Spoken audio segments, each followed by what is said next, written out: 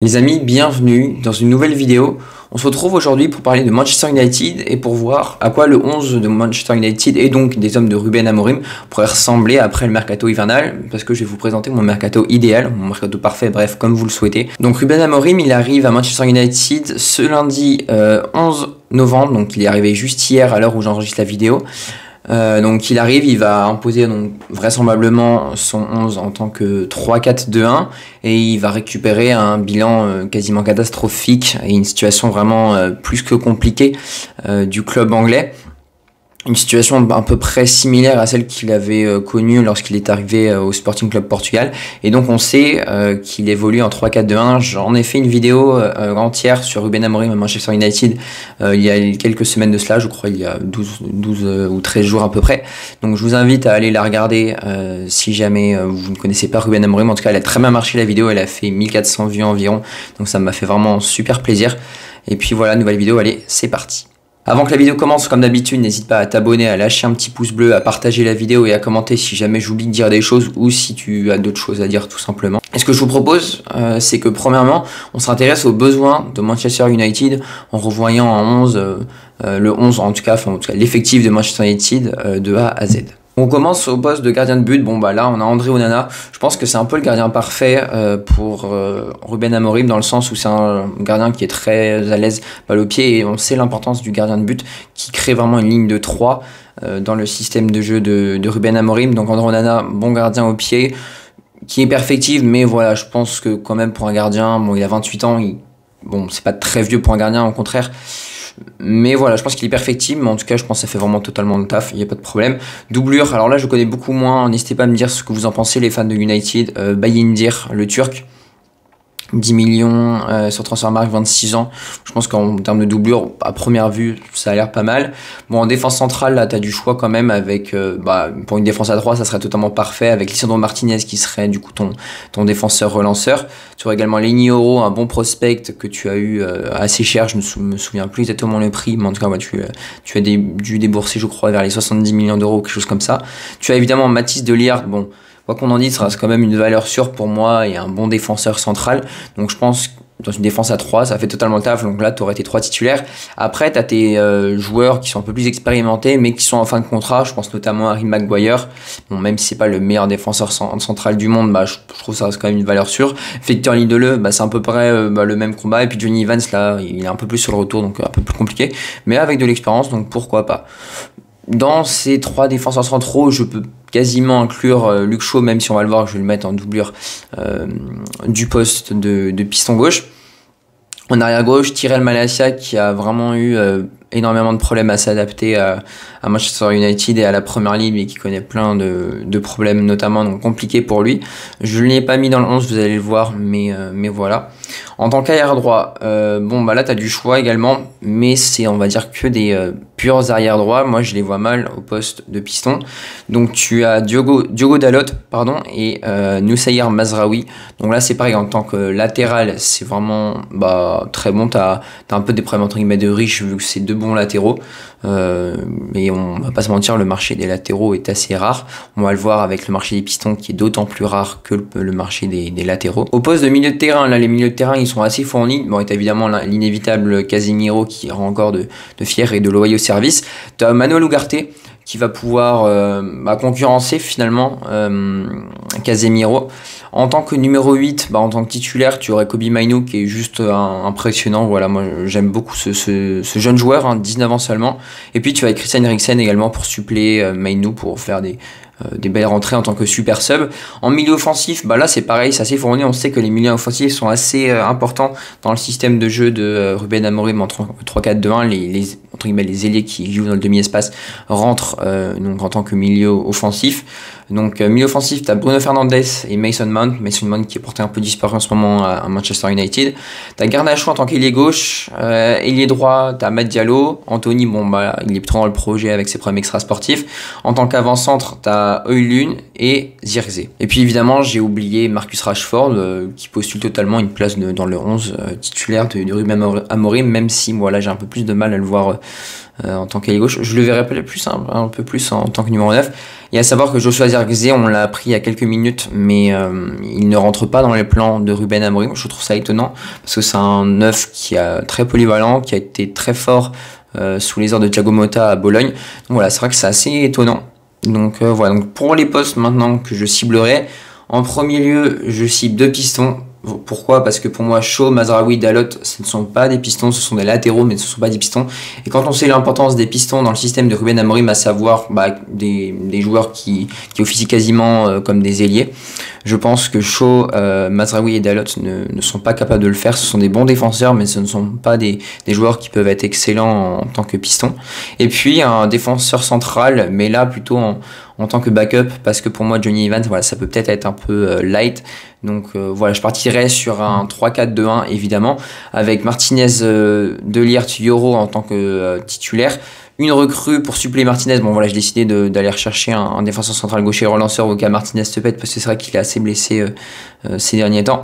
Lindelöf, Maguire pour les suppléer. Voilà, bon là après ce mercato d'été, je les remercierai plutôt vu qu'ils sont en fin de contrat, et j'irai chercher à nouveau des défenseurs centrales donc de replacement. Le double pivot Mainoo, Casemiro, doublé de Ugarte et d'Eriksen, voilà, ça me semble totalement logique. Les 2 pistons, donc des recrues. En tant que doublure, Mazraoui, Dalot en tant que latéral droit. Après, je peux mettre Mazraoui ou Dalot, mais plutôt Dalot en tant que doublure de latéral gauche, même si on a déjà chaud du coup. Les 2 devant, j'ai mis Bruno Fernandes dans le demi-espace droit. C'est vrai que j'aurais pu le mettre dans le demi-espace gauche, mais Garnacho c'est beaucoup plus un ailier gauche, donc il pourrait se mettre en milieu offensif. Donc c'est vrai que je l'ai mis titulaire avec Mason Mount en doublure, et puis donc au poste du numéro 9. J'ai mis Rasmus Højlund en tant que numéro 9 titulaire, même si voilà, pour moi c'est pas le meilleur des numéros 9 et je préférais mec Joshua Zirkzee, mais au vu de ce que souhaite Ruben Amorim, je le mets en tant que doublure, donc Zirkzee en doublure et Rasmus Højlund en numéro 9. Maintenant, en ce qui concerne les recrues, donc nouvelle partie de la vidéo, ce que je vous propose, c'est de vous proposer 3 joueurs à chaque fois par poste. Donc je vous proposerai au moins 3 joueurs en tant que recrue de défenseur central de backup, 3 recrues en tant que piston gauche et 3 recrues en tant que piston droit. La première recrue que je vous propose au poste de défenseur central, donc de remplacement, c'est Facundo Medina. Alors Facundo Medina, pourquoi? Parce que c'est typiquement le joueur parfait pour suppléer Martinez. Je trouve qu'il est ultra similaire à Martinez. Il sait très bien s'adapter à une défense à 3. Une défense à 2, j'ai plus de doutes, mais comme on sait que Ruben Amorim va évoluer dans une défense à 3, je pense que c'est tout simplement le défenseur parfait. Très relanceur, très bon dans les tacles également. Bon, hormis les tacles, je vous le mets avec le petit FBRF ci-dessous, c'est un peu compliqué. Mais offensivement, on voit, au niveau des tirs, c'est déjà pas mal. Bon, passe progressive 94, là, c'est vraiment très bon. Les possessions progressives 96, c'est excellent. Donc, pour tout ce qui est relance, c'est très important. On a vu Gonzalo Ignacio, qui était un homme assez important en tant que défenseur central gaucher relanceur au Sporting sous Ruben Amorim. Donc là, je pense que pour moi, c'est le backup rêvé. Bon, peut-être un peu cher, estimé à 25 millions sur Transfermarkt, mais pourquoi pas. Le deuxième, c'est Kevin Danso. Alors, Kevin Danso, j'irai pas le mettre en tant que défenseur central gaucher relanceur. J'irai peut-être mettre plutôt Lindelöf en tant que backup. Et du coup, en tant que backup, Danso, donc backup de Ligt, qui ont finalement des caractéristiques de jeu assez similaires. Là, encore une fois, le FBRF. Un joueur qui est finalement assez bien réparti, très fort dans les balles contrées, dans les duels aériens, c'est comme j'aime bien le dire, un beau bébé. Mais également dans les passes progressives, 71, c'est pas dégoûtant, avec 4,18 passes progressives par 90 minutes, ce qui est quand même pas mal. Pas mal de tirs également, il se projette souvent dans la surface. Pas mal aussi en touche dans la surface de réparation, donc 58. Donc voilà, je pense que c'est vraiment un défenseur qui se doit de passer un cap. C'est vrai qu'avec son transfert avorté à l'AS Roma, c'était pas forcément évident de rebondir au RC Lens. Il le fait d'une très belle manière. Donc pourquoi pas cette fois-ci aller rebondir du côté de Manchester United, sachant que sa blessure au genou est totalement rétablie. Troisième joueur maintenant que je vous propose. Alors là, c'est plutôt un joueur, un prospect. C'est pas un joueur qui va être affirmé et reconnu, c'est Evan Ndika. Alors Evan Ndika, c'est un joueur qui est plein de promesses, mais voilà, qui peut faire des erreurs parfois de placement, des erreurs d'appréciation, de trajectoire. Donc voilà, c'est vrai que à la relance, ça peut aller. C'est un joueur qui défend en avançant, qui est un leader vocalement. Voilà, bon, c'est pas ma piste numéro 1, je la mets en ouais, 3 voire 4ème position, parce que la 4ème position, et même je sais pas pourquoi je la mets en 4ème position, parce que c'est un joueur qui mériterait d'être bien plus haut, c'est Marco Senesi. Alors l'avantage de Marco Senesi, c'est un joueur qui est ultra complet, défensivement c'est solide, il a l'habitude de la première ligue, offensivement c'est très solide avec Bournemouth. J'hésite même maintenant, quand j'y repense, à le mettre finalement au poste numéro 1, même devant Facundo Medina, parce que dans une défense à 3, il saurait faire totalement le taf. Il joue dans une défense à 4 à Bournemouth. Voilà, moi je pense que c'est le défenseur honnêtement parfait. Je l'avais mis dans le mercato de l'Olympique Lyonnais en piste vraiment high level. Là pour moi en tant que backup pour United, c'est vraiment le défenseur parfait. Il y a du vert partout. Les passes progressives 87, et encore c'est les stats de première ligne, donc c'est encore mieux que les stats de Ligue 1 ou de Serie A. Donc voilà, là je pense que s'il faut le mettre la main au chéquier, je pense que c'est le joueur tout simplement parfait. Grinta Argentine, expérience de la première ligue, voilà, moi je le signe tous les jours. Alors au poste de piston gauche maintenant, alors je dis bien de piston, pas de latéral. Pour moi, voilà, comme je l'ai dit, Shaw c'est trop défensif pour pouvoir être titulaire au poste de piston gauche, même si attention c'est pas du tout un mauvais latéral, hein, loin de là. Mais je mets tout simplement Grimaldo en numéro 1. Pourquoi ? Parce que c'est une valeur sûre, on l'a vu avec Leverkusen dans le système A3, Xabi Alonso, c'est un poste qu'il connaît par cœur. Il s'est joué latéral également dans une défense à 4. Mais voilà, je pense que tout simplement il y a que du vert hein, dans ses stats offensives, dans ses stats défensives. Évidemment il y a du rouge, mais c'est un piston. C'est un mec qui sait évoluer vraiment comme un ailier. Alors le seul petit bémol, c'est qu'il a déjà 29 ans, donc c'est vrai que ça serait plutôt sur du court terme. Voilà, mais je pense que c'est quand même une valeur sûre, et pour moi il se doit de passer ce cap des clubs moyens comme Benfica et Leverkusen et d'aller dans un top club, d'être titulaire dans un top club de Premier League. Je pense pour lui ça pourrait être, je sais pas si c'est un dernier challenge, mais en tout cas un challenge vraiment ultra excitant. Donc voilà, 45 millions d'euros sur Transfermarkt, peut-être un peu cher, mais voilà, je pense que ça sera pas donné. Même malheureusement, quand on connaît l'importance des pistons dans le système de Ruben Amorim, je pense qu'il faut mettre la main au chéquier. Et pour moi, je pense que Grimaldo, c'est le joueur parfait pour cet effectif de Manchester United. Le deuxième joueur que je vais vous proposer, c'est Oleksandr Zinchenko. Alors là, c'est un indésirable un peu à Arsenal. Je le mets en piston et je l'aurais pas mis en latéral, parce qu'en latéral, il a du mal défensivement. Mais en tout cas, en tant que piston, c'est un latéral qui est tout simplement super à l'aise. C'est mon deuxième voire troisième choix. Pour l'instant, je le mets en tant que deuxième choix, parce que c'est un gars qui a l'expérience de la première ligue. 35 millions d'euros sur Transfermarkt, c'est pas trop encore pour un titulaire.